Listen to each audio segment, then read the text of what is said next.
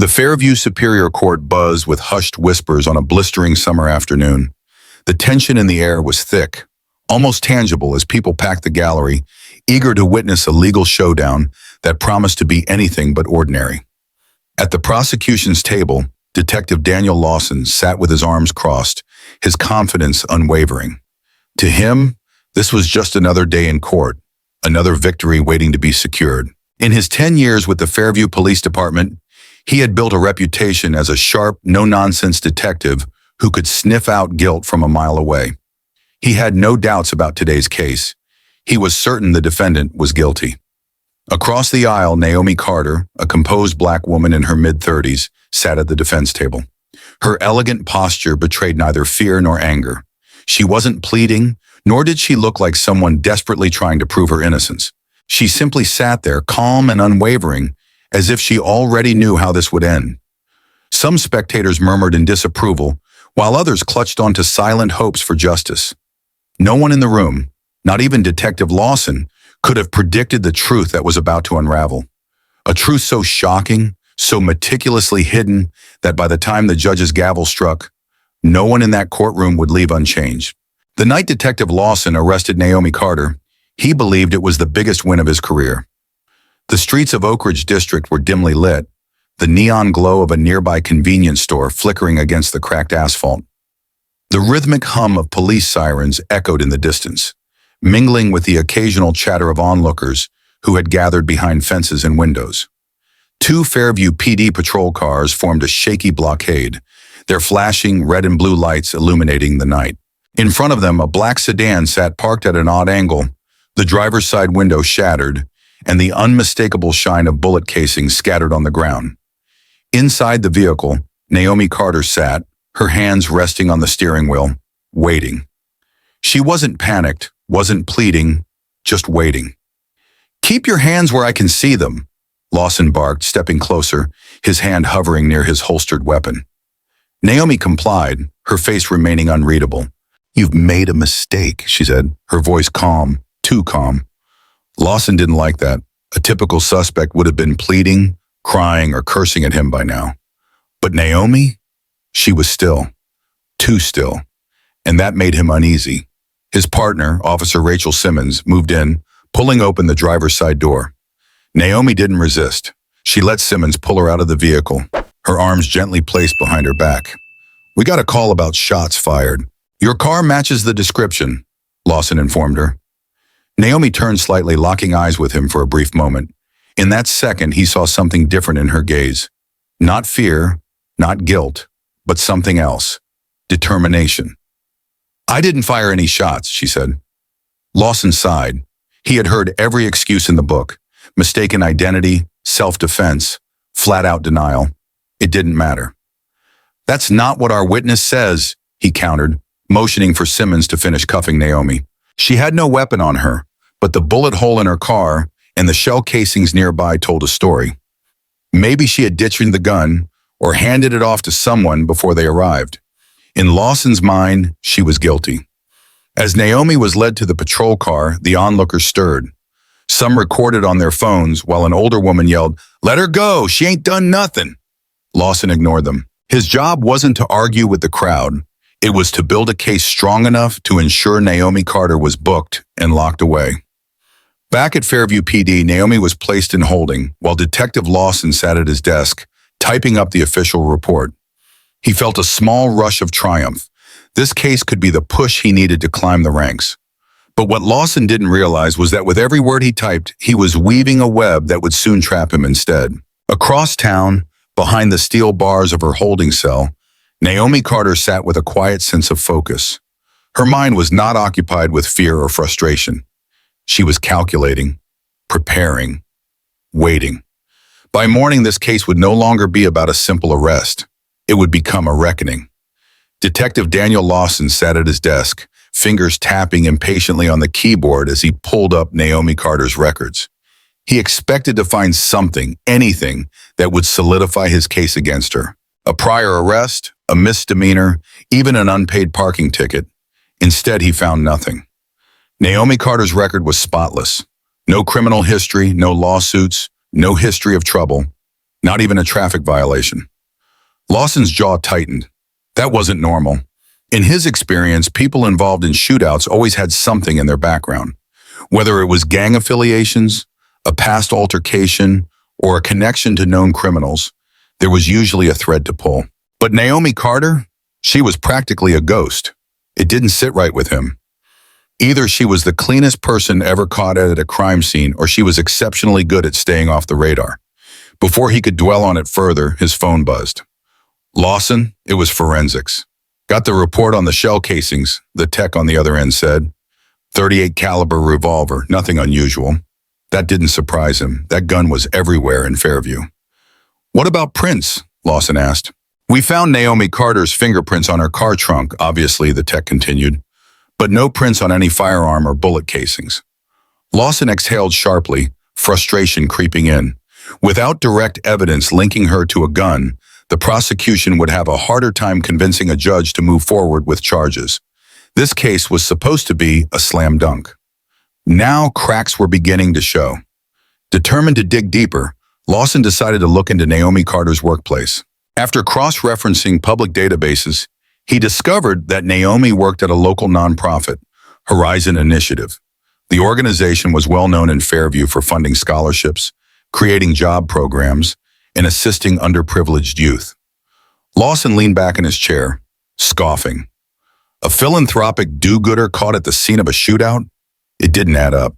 Unless, he rubbed his chin, maybe she was living a double life, charity worker by day, something else entirely at night. Wouldn't be the first time someone wore a mask for society. Scrolling through her personal records, he found nothing unusual. A modest apartment in a safe neighborhood, no spouse, no children, no history of civil disputes. Her bank statements were just as boring. Paychecks from Horizon Initiative, grocery runs, and occasional donations to community projects. It didn't scream criminal, and that frustrated him even more. Lawson needed more than circumstantial suspicion. He needed answers. Deciding to shake things up, Lawson headed to Holding for a direct interrogation. The dull, flickering lights of the precinct's detention area cast eerie shadows along the concrete walls.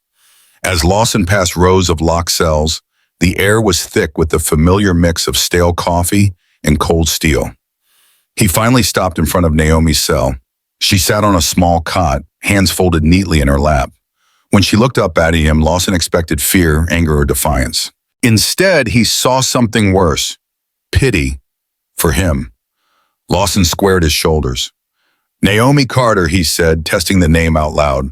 Program coordinator at Horizon Initiative. No record. No prior trouble with the law. So tell me, what were you doing at a crime scene? She lifted an eyebrow. I already told you. I wasn't involved in a shootout. Lawson leaned against the cell bars. We found you at the scene. Witnesses claim you were there when shots were fired. Naomi tilted her head slightly. A single witness, you mean, and one who called anonymously. Are you even sure there was a second shooter? Her voice was steady, almost curious, like she was a bystander watching someone else's mistake unfold. Lawson ignored the unease creeping in. We have enough to hold you for now, he said. Naomi met his gaze, unflinching. I'm sure you do, but that doesn't make me guilty. Her words gnawed at him. Most suspects pleaded, cursed, or cracked under pressure. Naomi? She was too calm. Either she was the best liar he had ever encountered, or she really was innocent. And if she was innocent, why wasn't she fighting harder to prove it? Later that afternoon, Naomi's attorney arrived at the precinct. Her name was Charlotte Wilson, and she wasn't here to play games.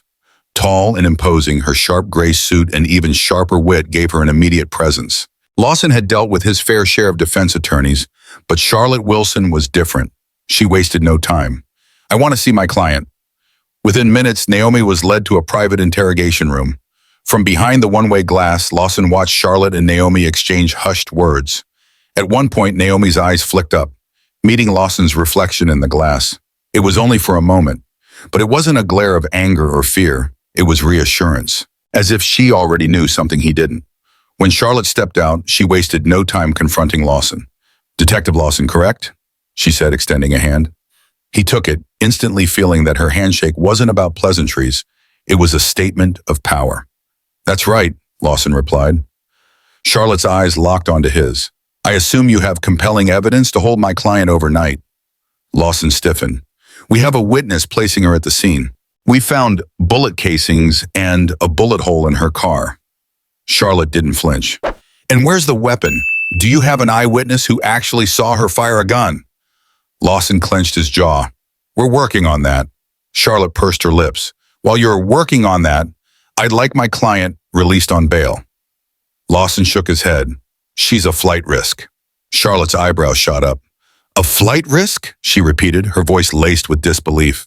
She has no criminal record, a full-time job at a respected nonprofit, and strong community ties.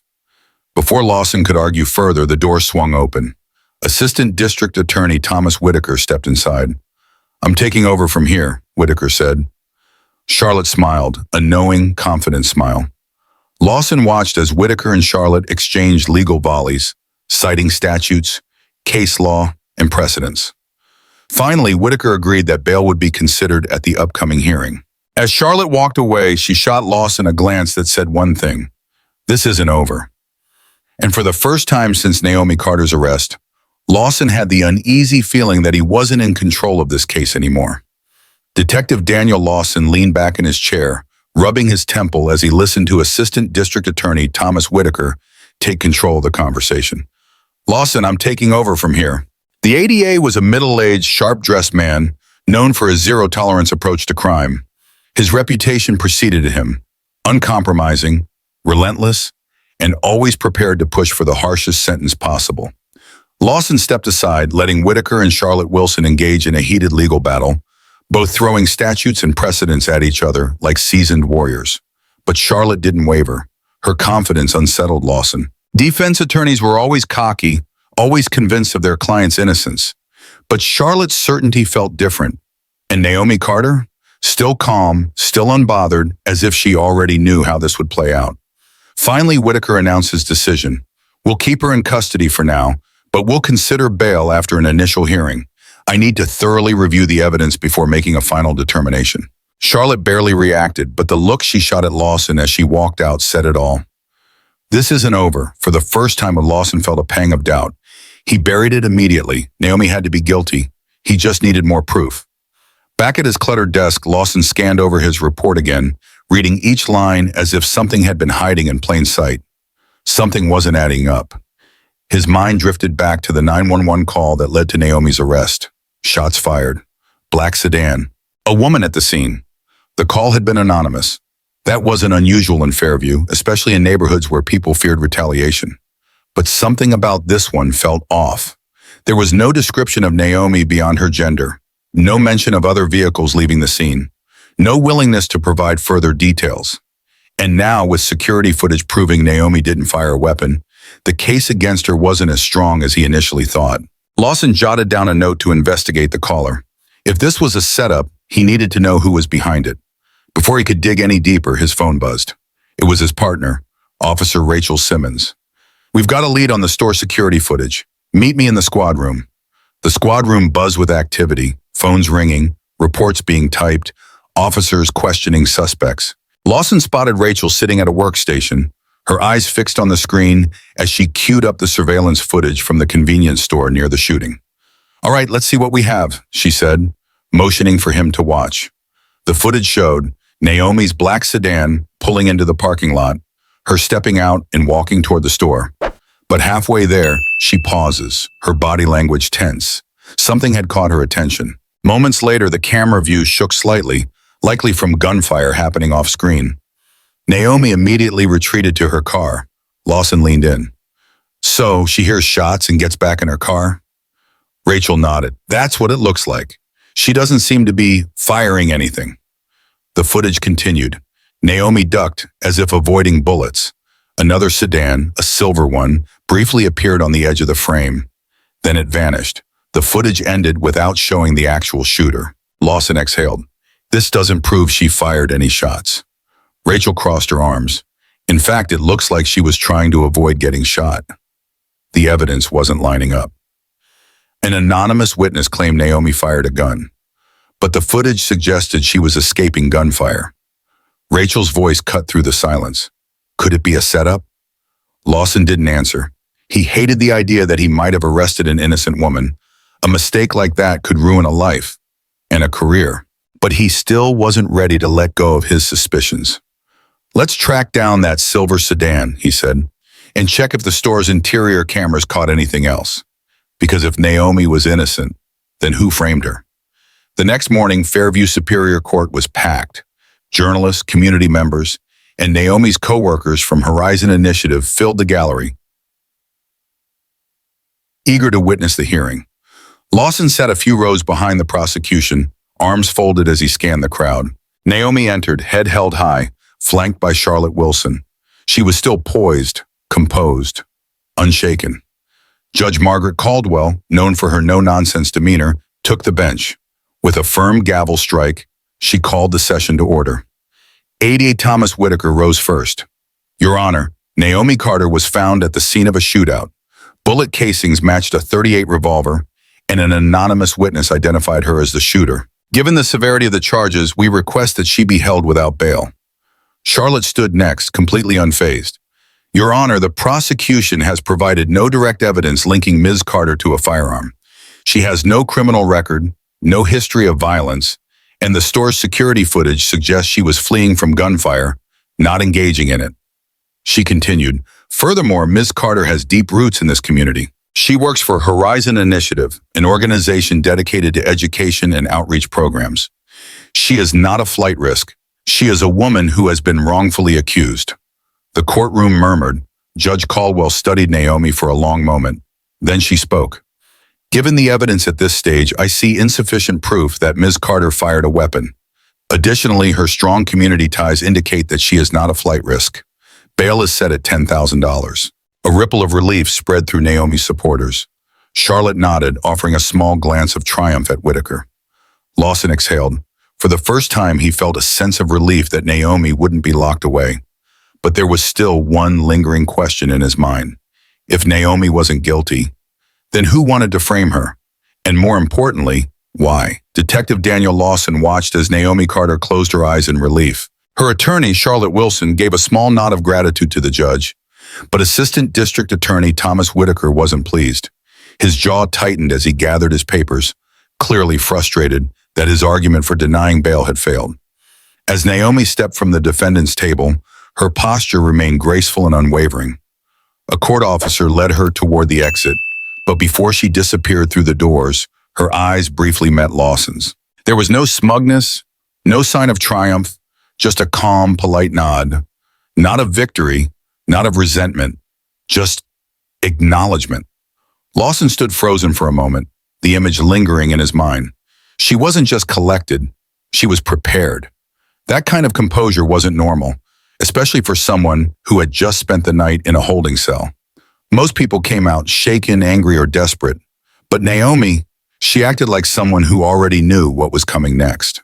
Back at the Fairview Police Department, Lawson leaned back in his chair, staring at his desk. There was more to Naomi Carter than met the eye. Her criminal record? Clean. Her job? A program coordinator for a respected philanthropic foundation. Her background? No lawsuits, no debts, no hidden scandals. It didn't make sense. If Naomi was somehow involved in a shooting, why wasn't there a single trace of criminal activity in her past? And if she wasn't guilty, why would someone go through the trouble of framing her? He picked up his phone and dialed an old friend, Marcus West, a field agent with the FBI's local office. Marcus picked up after the second ring. "Lawson, long time, what's up?" Lawson hesitated before replying. "I need you to run a deeper background check on someone.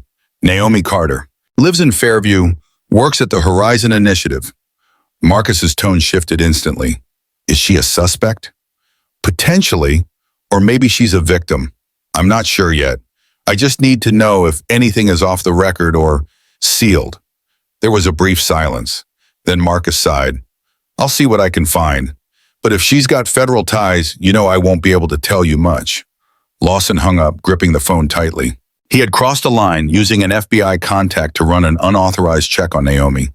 But the more he learned, the more it felt necessary. Naomi's release sent shockwaves through Fairview. Some championed her as a victim of racial profiling. Another example of an overzealous cop making a bad arrest. Others whispered conspiracies, claiming Naomi was part of a powerful organization that had pulled strings to get her out. Social media exploded with hashtags like #FreeNaomi, while local news stations aired interviews with residents questioning the police department's actions. The heat was rising, and Lawson knew it wouldn't cool off anytime soon. 3 days after her bail hearing, Naomi sat at a quiet picnic table in Willow Park.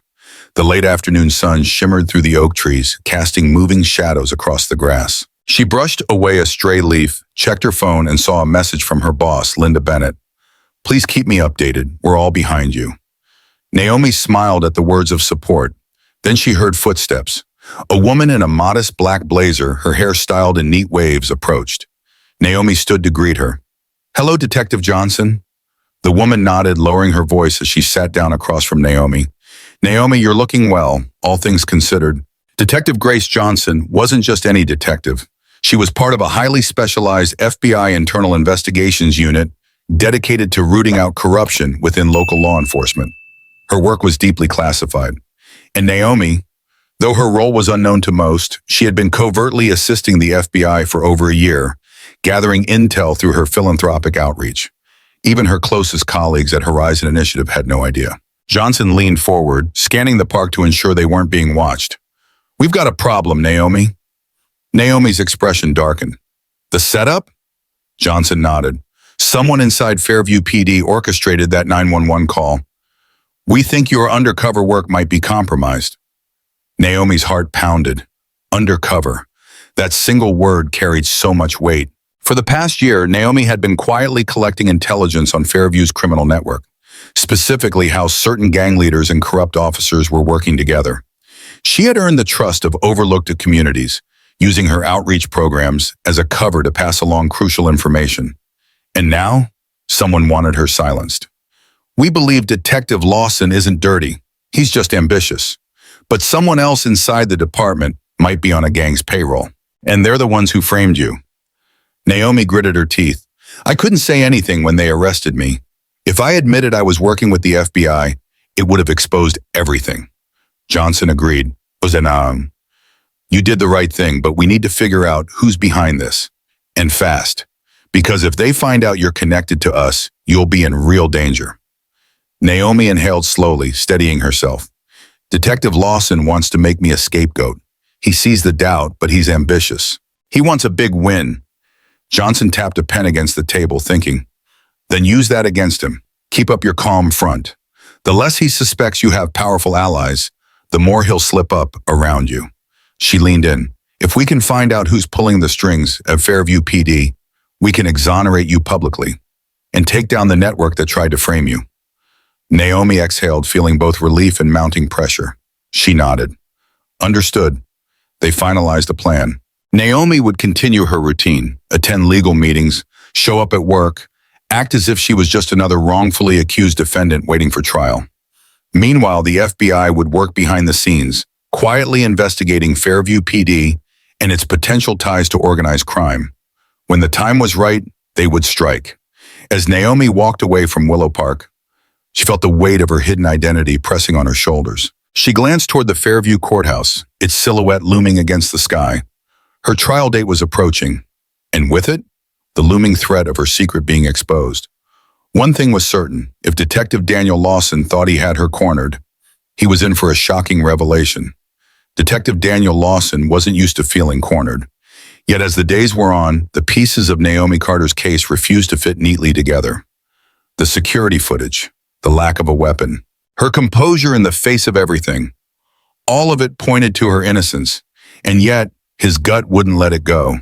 There had to be more. One evening, Lawson sat at his kitchen table, laptop open, case files scattered in front of him. An untouched plate of reheated leftovers sat beside him, growing cold.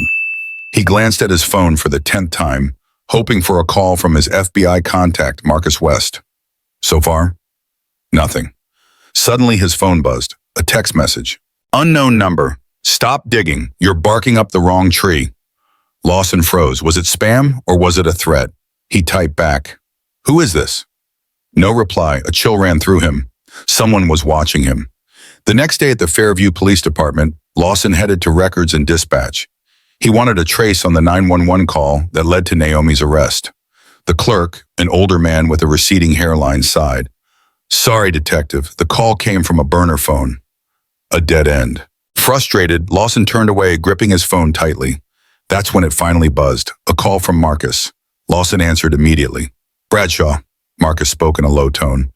You asked me to look into Naomi Carter. Yeah, did you find anything? There was a long pause. Then Marcus sighed. She has a file, a federal file, and it's sealed. Lawson sat up straighter. What do you mean sealed? I mean I can't access it, and my superiors told me to drop the inquiry. Lawson's grip tightened. Drop it? Why? Marcus hesitated, then almost whispering he said, I don't know who she really is, Bradshaw, but someone high up wants her protected. The line went dead. Lawson sat there, the words ringing in his ears. A sealed federal file. High-level protection. This case just got bigger than him. That evening, Lawson found himself in front of Naomi's apartment building. Officially, he was there to check if any neighbors had seen suspicious activity the night of her arrest. Unofficially, he needed to see her in her own environment. He knocked. Seconds passed. Then the door opened. Naomi stood there in jeans and a simple blouse. Her expression? Surprise, but not fear. Detective Lawson, she greeted, calm as ever. Are you here on official business? Lawson cleared his throat. Following up on your case. Thought I'd see if you or your neighbors recall any details about that night. Naomi stepped aside. Come in. The apartment was cozy, tastefully decorated. Bookshelves lined the walls, filled with everything from classic literature to political biographies. Framed photos of smiling children at community events sat on the mantel. Nothing about this place screamed criminal. Naomi gestured to a small sofa. Have a seat. Lawson remained standing. Mind if I ask you something personal? She tensed, just slightly. Go ahead. He studied her. Why are you so calm about all of this? Most people falsely accused of a crime would be panicking. Naomi held his gaze.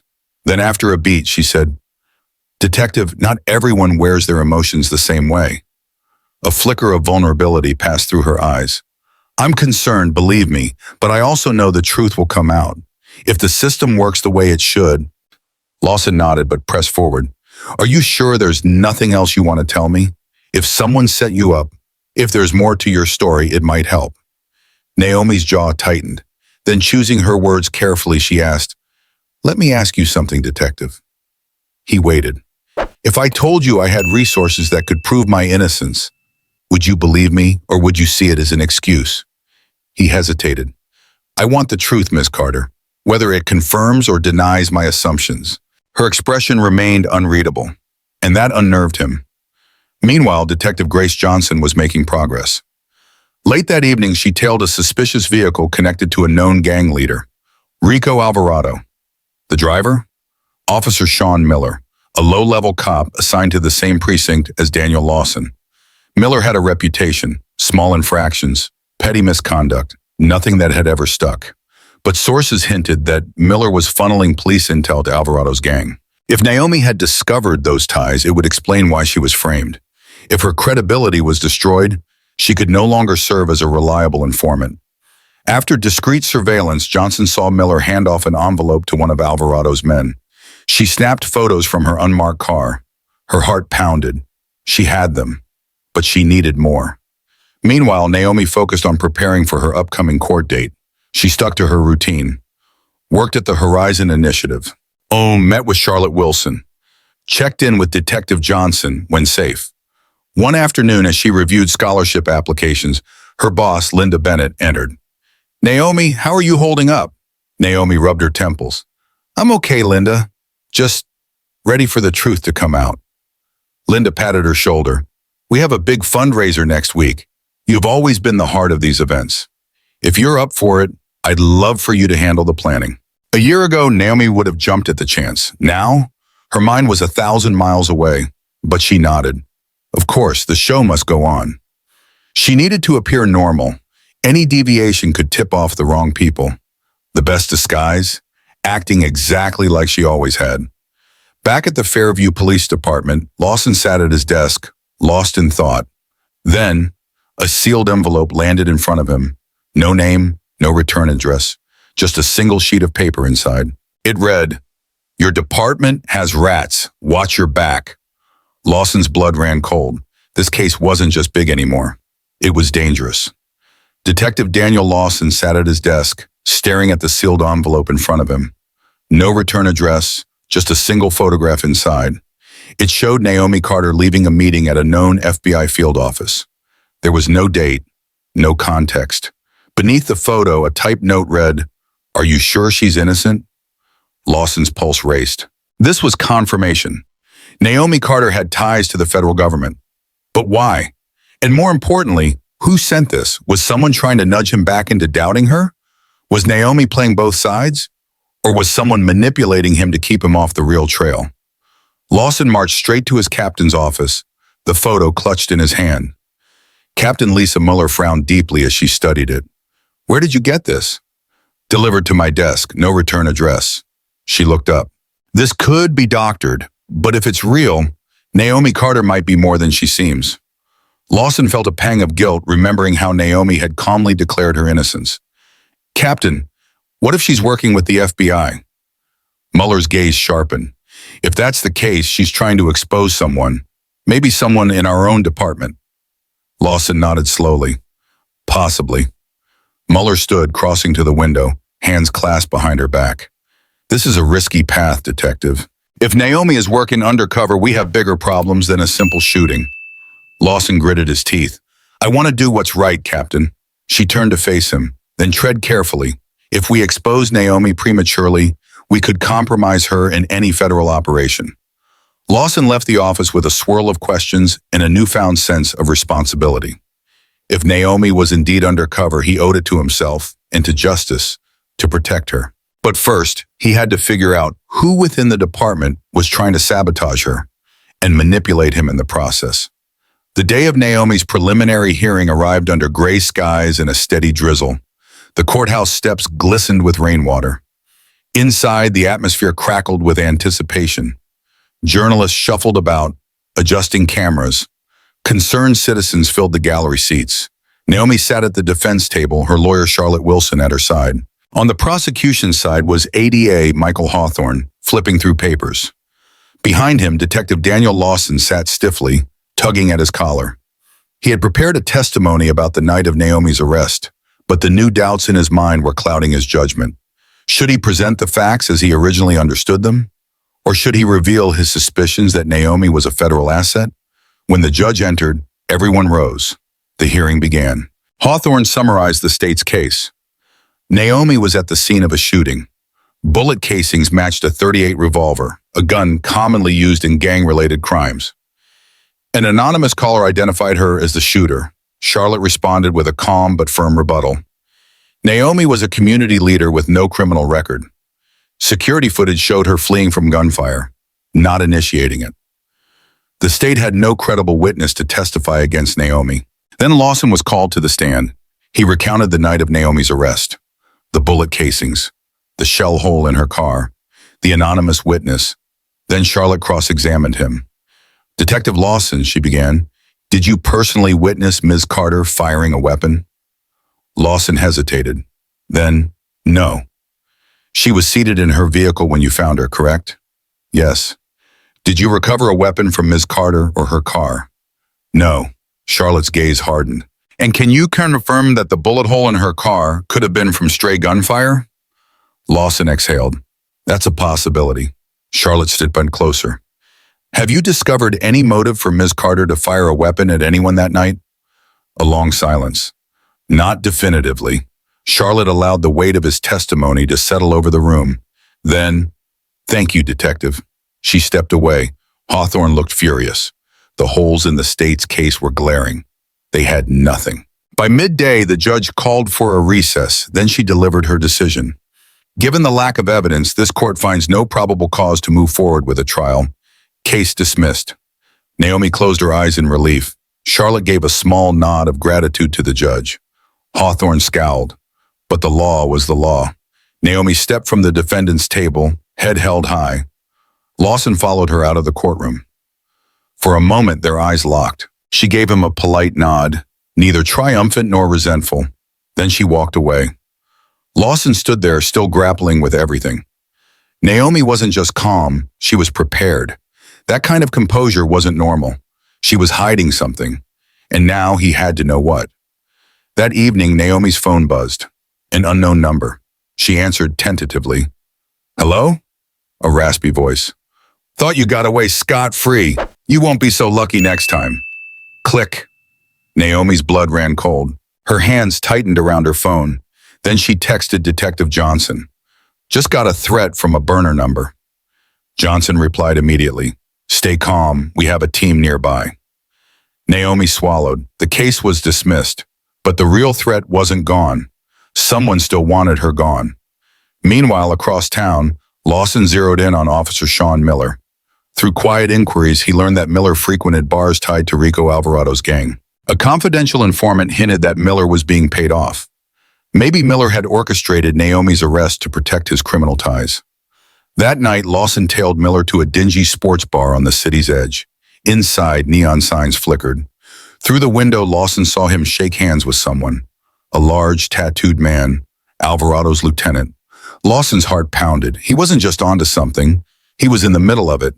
And someone was watching him too. The streets of Springfield were unusually silent before dawn. But beneath that silence, something was brewing. Inside the Springfield Police Department, Detective Daniel Lawson fastened his bulletproof vest, double-checking his sidearm. Across from him, Detective Grace Johnson did the same. It was time. After the attempt on Naomi Carter's life, the FBI had accelerated their operation. Today, they would take down Officer Sean Miller, Rico Alvarado's gang, and the corrupt officers who had set Naomi up. And Lawson was going to be part of it.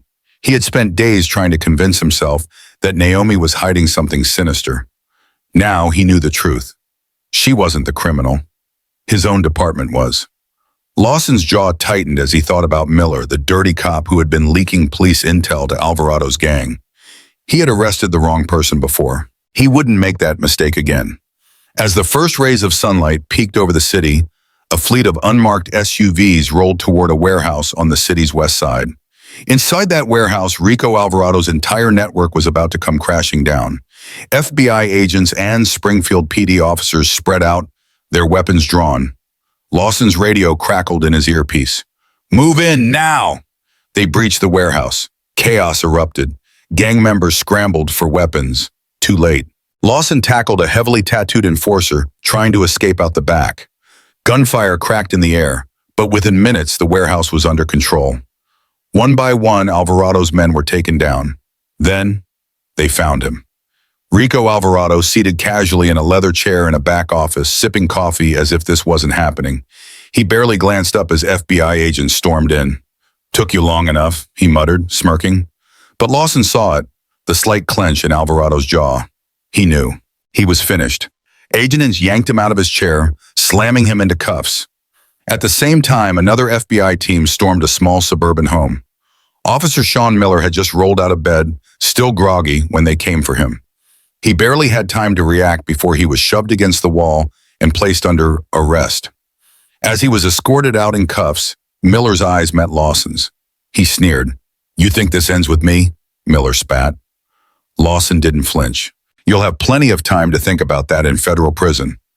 The weight of the moment hit Lawson hard. Miller had been a trusted officer, someone who had worn the same badge, and he had betrayed them all. But now he was done. By mid-morning, the news had spread. TV screens across the city flashed with breaking news. Major gang bust exposes police corruption.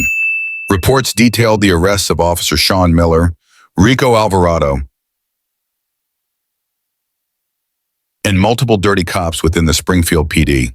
The setup against Naomi Carter was exposed, her name cleared. As Naomi watched the news, she let out a deep breath. It was finally over. But she knew her work wasn't done. A few days later, Naomi stood in Unity Foundation's conference room. Community members, local leaders, and even journalists had gathered. They wanted answers. She took a deep breath and stepped forward. "I was falsely accused," she said, her voice steady, "but I was not the only victim of corruption. This fight is bigger than just me." She told them about the systemic issues that had led to her arrest, how too many innocent people had been targeted, how the community deserved better. When she finished speaking, the room was silent for a moment, then applause. Naomi had not only cleared her name, she had turned her ordeal into a movement. And this time people were listening. Across town, Lawson sat in his car, watching the city streets. He had spent years believing in the system, believing that justice was simple. But this case had changed him. He thought about Naomi Carter, how she had endured injustice, yet still chose to fight for others. Lawson exhaled. He had made mistakes, but he wouldn't let those mistakes define him. He pulled out his phone and sent a single text. Naomi, I was wrong about you. If you ever need help, I'm here. Seconds later, his phone buzzed. Naomi's reply was simple. Thank you, detective. Lawson put the car in drive and pulled away. He wasn't sure where this road would lead, but for the first time in a long time, he knew he was finally heading in the right direction. The city of Springfield awoke to a storm, not of thunder and rain, but of flashing red and blue lights, urgent voices over police radios, and the sound of battering rams crashing through doors. This was the moment they had been waiting for. The FBI, the Springfield PD's Internal Affairs Unit, and a select group of trusted officers, including Detective Daniel Lawson, executed simultaneous raids to take down Rico Alvarado's gang and root out the corrupt officers who had helped them thrive for years. The operation had been planned with precision, meticulously built from the evidence Naomi Carter and Detective Grace Johnson had risked everything to gather. And now it was time for justice. Officer Sean Miller was the first to go.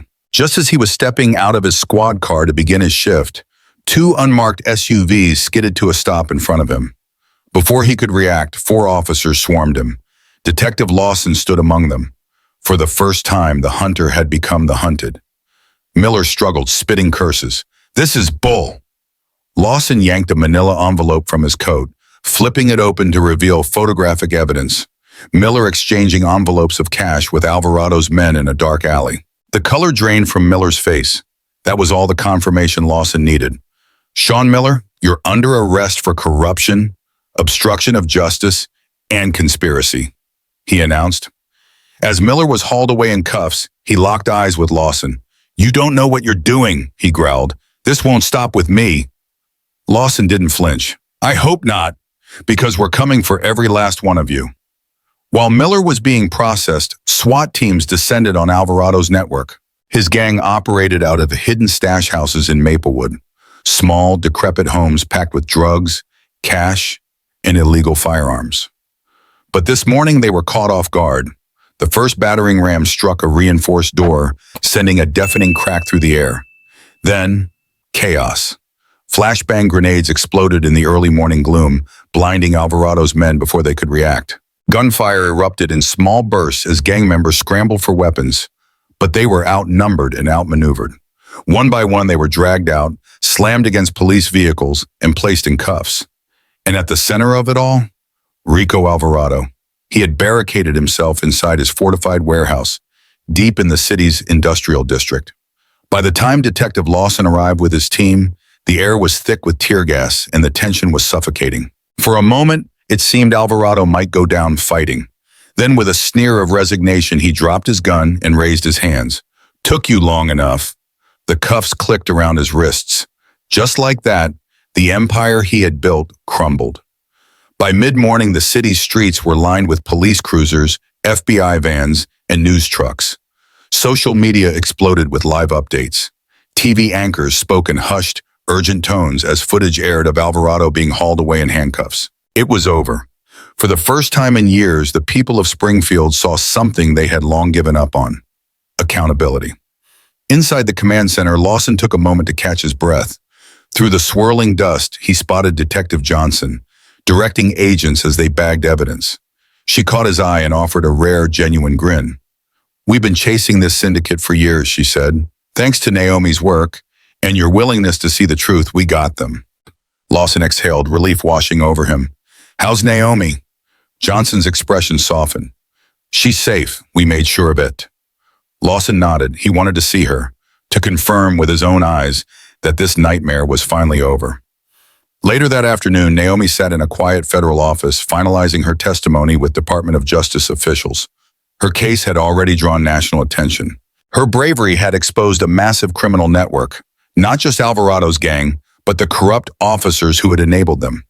The DOJ planned to use her story as a model for future investigations. She should have felt victorious. Instead, she felt exhausted. This fight had cost her so much. Not just her freedom, but her peace of mind. A knock at the door interrupted her thoughts. Detective Lawson stood in the doorway. For a long moment, they just stared at each other. Then Naomi smiled. Johnson took that as her cue to leave them alone. Lawson stepped inside, rubbing the back of his neck. I wanted to say, I'm sorry. Naomi's expression softened. You were doing your job. Lawson shook his head. No, I wasn't. I was chasing a story that fit what I wanted to believe. Naomi studied him. She had seen so many men like him, officers who never admitted their mistakes. But here he was, standing in front of her, owning it. We've both grown from this, she said simply. Lawson nodded, then after a pause, Friends? Naomi smiled. Friends. They shook hands, a quiet truce between two people forever changed by what had happened. Weeks later, Sean Miller stood trial. Testimonies piled up against him. His fellow officers testified. Gang members testified. Even his own department turned against him. In the end, Miller was sentenced to 25 years in federal prison. Across town, Rico Alvarado sat in a maximum security prison, staring at the concrete walls that would contain him for life. Justice had been served. With the case behind her, Naomi Carter returned to the Unity Foundation. Her dedication to community work was stronger than ever. She helped expand youth programs, advocated for law enforcement transparency. And though her undercover days were over, her courage made her a symbol of quiet strength. She had survived the storm, and now she was building something better. As for Detective Lawson, he too had changed. His ambition had once blinded him. Now it took a back seat to doing the right thing. He led new outreach programs, even teamed up with Naomi on community initiatives. A cop and a woman he once wrongly accused, now an unlikely but powerful alliance. The story had started with a confident cop who thought he had Naomi cornered. It ended with him watching in awe as she stood her ground, not as a criminal, but as a defender of justice. And in a city that had teetered on the brink of despair, hope flickered anew. And at its core, the story of Naomi Carter and Detective Daniel Lawson is more than just an intense legal battle or a dramatic takedown of corruption. It is a lesson in truth, justice, and redemption, a powerful reminder that integrity will always outlast deception and that prejudgment can blind us to reality. One of the most striking lessons comes from Detective Lawson's transformation. At the beginning of the story, he was a confident cop who believed in the case against Naomi without question. He thought he had all the evidence, trusted the system, and assumed guilt based on circumstantial clues rather than concrete proof. His initial failure was not malice, but ambition clouding his judgment, a mistake that many people, not just law enforcement officers, make in their personal and professional lives. It highlights the dangers of assumption and the importance of seeking the full truth, rather than the version that suits our perspective. Naomi Carter, on the other hand, teaches us the power of resilience, composure, and standing firm in the face of adversity. Despite being wrongfully accused, she never lashed out, never showed desperation, and never begged for mercy because she knew her truth. This is a lesson in strength and self-belief. When you know who you are and what you stand for, no false accusation or wrongful judgment can break you. Naomi's unwavering calmness throughout her ordeal is a testament to the power of grace under pressure, proving that one's reaction to injustice can often determine the final outcome. Another significant theme in the story is the role of corruption and accountability. The story highlights how one dishonest individual in a position of power, like Officer Sean Miller, can compromise an entire system. It's a reminder that corruption doesn't thrive because of a few bad people, but because of the silence and complicity of others. The eventual downfall of Miller and Rico Alvarado serves as proof that no matter how deep corruption runs, justice will always catch up in the end. It might take time, it might take effort, but truth has a way of surfacing. Perhaps the most inspiring lesson of all is found in redemption and change. Detective Lawson, once Naomi's greatest adversary, ultimately becomes her ally. His willingness to admit his mistakes and change his ways shows that growth is possible for anyone. It is never too late to correct a wrong, never too late to shift one's perspective, and never too late to stand on the right side of history. His journey teaches us that even those who start off misguided can eventually become agents of justice, if they are willing to open their eyes and learn from their mistakes. In the end, the story teaches that justice isn't just about punishment. It's about truth, integrity, and the courage to do what's right, even when it's difficult. It reminds us that character is revealed not in comfort, but in crisis. And most importantly, it shows that when we stand for what is right, no force, no matter how powerful, can silence the truth forever. If you enjoyed this story and the powerful lessons behind it, don't forget to hit that like button to show your support. Your likes help us bring more impactful stories to you. We'd love to hear your thoughts. Leave a comment below. What did you think of Naomi Carter's resilience? What lessons stood out to you the most? Let's keep the conversation going. And if you haven't already, make sure to subscribe to our channel and turn on the notification bell so you never miss a new story. We bring you real, thought-provoking narratives that uncover the truth, expose injustice, and celebrate strength and perseverance. Like, comment, share, and subscribe. Your support means everything. Stay tuned for more powerful stories.